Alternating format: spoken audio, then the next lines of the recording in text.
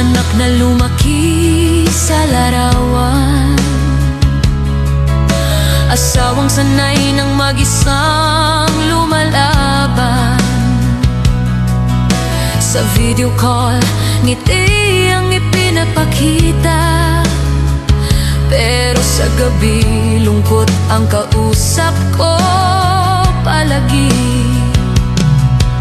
Hindi madali ang maging matatag kapag ang kalaban